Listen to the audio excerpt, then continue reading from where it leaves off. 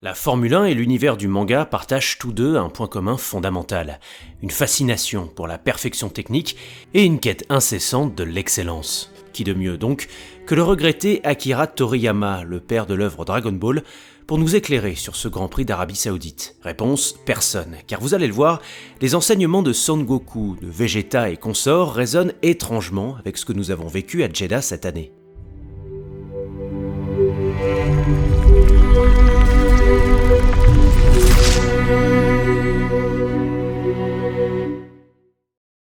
Visionner un Grand Prix de F1 ennuyeux, c'est un petit peu comme regarder Goku charger son fameux Kamehameha durant des épisodes entiers dans Dragon Ball. On attend tous le cataclysme, mais il survient parfois après la fin du manga ou dans notre cas, après le drapeau à damier. Il faut dire qu'à Jeddah, on a longtemps cru que la propulsion du Kamehameha coïnciderait avec l'entrée en piste de la voiture de sécurité au tour 7, soit après le crash pathétique de Stroll. Que nenni! La safety car aura plutôt annihilé l'enjeu stratégique par l'arrêt de la quasi-totalité des belligérants au même tour.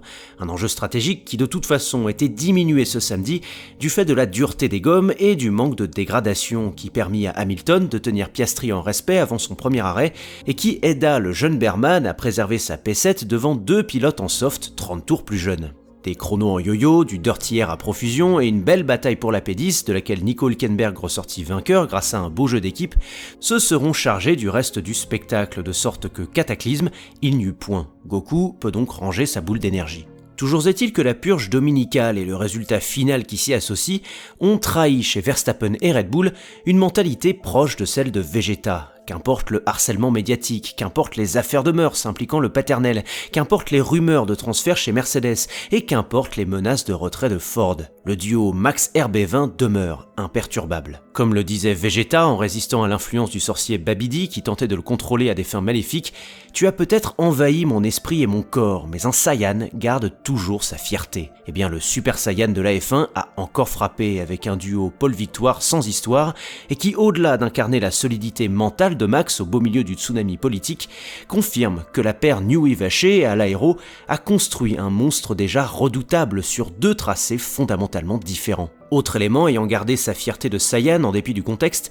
Sergio Pérez, brillant P2 à l'arrivée, est plutôt proche de son voisin de garage tout le week-end. On peut d'ailleurs même se demander si la crise politique faisant rage au sein du Toro Ailé ne permet pas à Checo de s'émanciper des projecteurs qui étaient braqués sur lui depuis le début de l'année dernière. Dans tous les cas, qu'il en profite, car lorsque le développement de la RB20 débutera sérieusement, Sergio Saiyan risque comme à l'accoutumée de perdre sa chevelure dorée.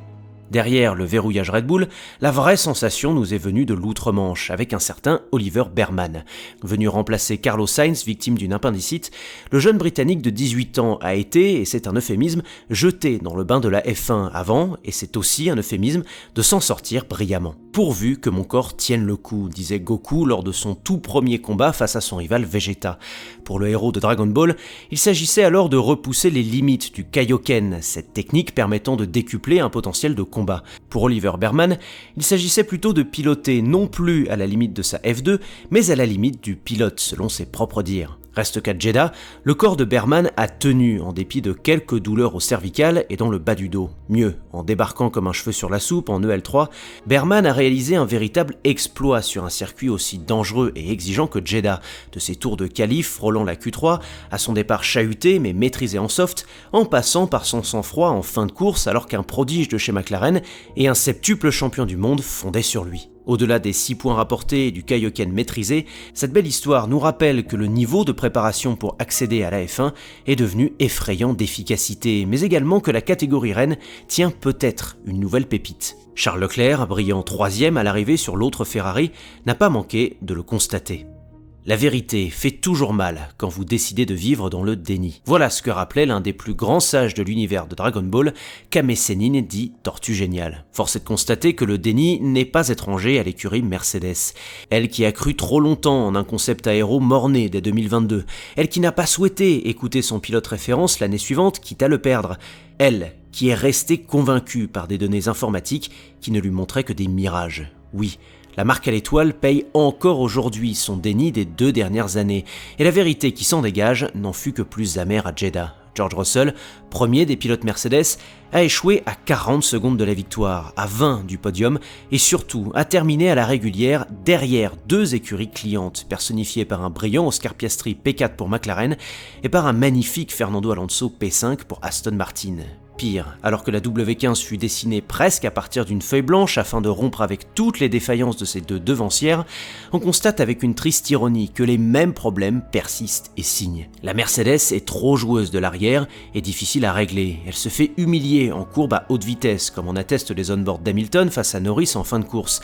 Et c'est à s'en cogner la tête contre les murs, les rebonds sévissent toujours, pour le plus grand désarroi de son champion. Alors pour compléter les sages paroles de Kamé Sénine, le déni ne rend pas seulement la vérité rude, il fait aussi perdre du temps, si bien qu'il est désormais légitime de se demander ce qui a fondamentalement changé chez Mercedes depuis 2 ans. Si l'on est optimiste, on laissera à Brackley le temps de débloquer les performances de sa W15.